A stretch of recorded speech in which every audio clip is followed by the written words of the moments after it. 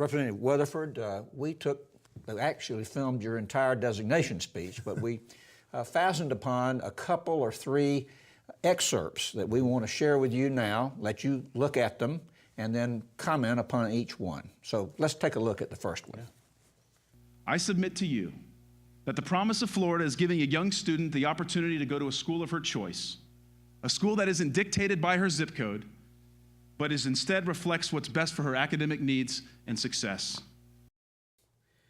All right, I submit to you that the promise of Florida is giving a young student the opportunity to go to a school of her choice. Why did, out of all the things you could have said, you said that was something very important to you? Well, let me premise what I think the promise of Florida is. What I talked about in that speech was that I view that we all have a promise of Florida. We all believe in the promise of Florida. We wouldn't live here if we didn't think this was a great place to live. The problem is we sometimes disagree about what that promise is. We sometimes may not view that it's the same, we should be going in the same direction to reach that promise. So when I talk about the promise of Florida and giving a young student the opportunity to go to a school of their choice, I'm talking about changing a dynamic system, an education system that, for all intents and purposes, is a good system, but it doesn't fit everybody. And we should be doing more to empower students, and we should be doing more to empower parents, as opposed to always worrying about just the system. And I feel like if we make an education system that is 21st century based and focused on the individual student, not necessarily a school system or a school district, we will have a better system. I believe school choice is a very big part of that. When you look at the last 10 or 12 years in Florida and what we've achieved, you have to look at the fact that all these gains that we've made have also come at the same time frame where we've had measurement, accountability, and a tremendous amount of school choice for parental empowerment. You know the arguments, you've heard them 100 times, but the fear among many people in public education and so forth currently is that what will happen is a lot of people will be drained out of the public system into private schools through vouchers and other things that look like vouchers. What's your answer to that? Well, I think the public school system will always be the predominant way that we educate our children in America and frankly in Florida. But I also think that having choice and empowering parents and giving them the ability to choose what fits their students' individual needs is truly the best way to get an education for their children. When a parent is empowered and is making a decision, then they are then going to make what I believe to be is the best decision for their student. And just instead of just saying, you live in zip code 33556, which is where my parents live, and because you live in that zip code, you're destined to go to this school. I don't care if it's a failing school or an A school. That's where you're going because that's what the zip code says. That's wrong. In the 21st century, we should be looking beyond that. We should be looking for school systems to meet the needs of our students. And I know that it's scary. And if you're a public school advocate, they sometimes get worried that it will drain the public school system. The public school system is always going to be the predominant way that we educate our children. But we know that children learn differently, and they should be allowed to send their children to a school of their choice. Let's look at another clip from the speech. The promise of Florida is unburdening small businesses from excessive taxation and regulation and giving entrepreneurs the trust, the belief that if they play by the rules and they work hard every day, they will achieve the American dream. All right, the promise of making Florida a business-friendly environment, reducing regulation, reducing taxation, making the environment more predictable. Again, that's a core principle of yours. This will really inform your speakership, I would assume. It will, and when you talk about the promise of Florida and what we want Florida to be 20, 30 years from now, you know, we have to make sure that we know that we're competing not only against Georgia and Illinois and New York and California and all these other states, we're competing against other countries. It is becoming a more flat society every single day. Technology is changing the game for business. It's changing the game for trade and all these things. And so if we want to be in the game, and frankly, if we want to lead the game, then we have got to make sure that we have the most business-friendly environment. And if we want to create a secure future where you obviously want to have a good education system, but also once you have that child or that student coming through that education system, if you want a job to be waiting for them on the other end, you have got to create that environment that is friendly. and that's keeping taxes predictable. It's making sure that the regulatory environment exists. You want a regulatory environment, but that it makes sense, that it's a common sense based regulatory environment.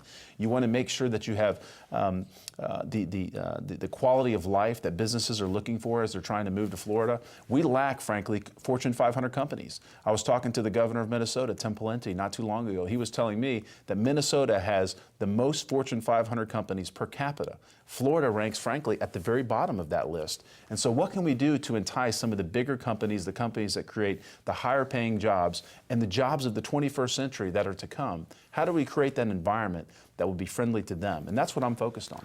Why do you think Florida ranks so low? Why is that? I mean, I think we have for too long relied upon a great tourism state. The fact that people come here for our beautiful beaches, the fact that people come here to retire and enjoy the beautiful weather. We have never had to chase after business because we didn't need it. But the dynamics of the 21st century have changed that model. And the business model of Florida that was in the 20th century is no longer going to work for us. It doesn't produce the tax revenue that we need to run the basic needs of the state. It doesn't create the jobs that we need to meet the jobs that are going to be needed for the 21st century. So if we want to be competitive, and if we want our children to live and stay in Florida and compete, then we're going to have to change Florida. We're going to have to reinvent Florida and make Florida a more diverse state and a more diverse economy. all right, let's look at the final excerpt.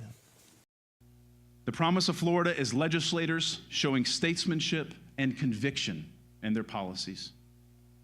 And that no matter who shows up to protest, we are not looking at the next election. We are looking to the next generation. Representative Weatherford, my memory is that when you made that statement, you got a standing ovation. Maybe one of the reasons is that during the 2011 session, which followed this speech, there were more protests than I can recall in a long time. And you maybe foresaw that.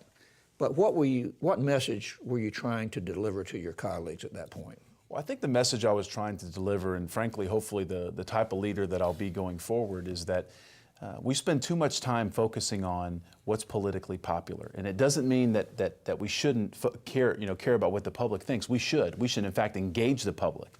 Some people spend so much time trying to think about where the needle is. And what I mean by the needle is the political needle. Where's the pole?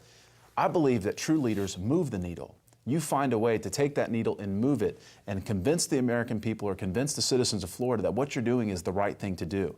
And so what I mean by showing statesmanship and conviction is that we know that hard decisions have to be made in the state of Florida. Frankly, we know that hard decisions have to be made in Washington, D.C.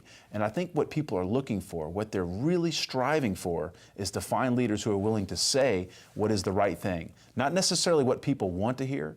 They want people to start talking about what they need to hear. And my hope is that for the next 3 years, those are the types of issues I'll focus on. It doesn't mean that you'll be the most popular guy, but I think long term, if again, 20 or 30 years from now, we want this to be a place where our children and our grandchildren are growing up and want to live, then we're going to have to face these challenges, and we're going to have to tell the truth to the citizens of Florida and do the right thing for them long term. Well, we've got a reapportionment session coming up, and you're going to be very much involved in that, and that is a tremendously political process. And we've got a new constitutional amendment that kind of redefines how reapportionment will be done. Do you think that reapportionment process will unfold in a way that could change the number of D's and R's, Democrats and Republicans, in the Florida House? You know, it's too early to tell. I will tell you, I'm excited about having the opportunity to chair the reapportionment process in Florida for the Florida House. It's a great honor that Speaker Cannon has given to me. It's going to be challenging. Whenever you try to redraw all these seats, particularly with the amount of growth we've had in Florida over the last 10 years, it's going to be a lot of work, a lot of late nights. But I will tell you this, my goal is to make it the most open, most transparent process that has ever taken place. We're going to use everything from social media to online strategies to getting as many public forums that we can get across the state of Florida. We are going to engage the public to be a part of this process with us. So it's not us making decisions that they have to live with.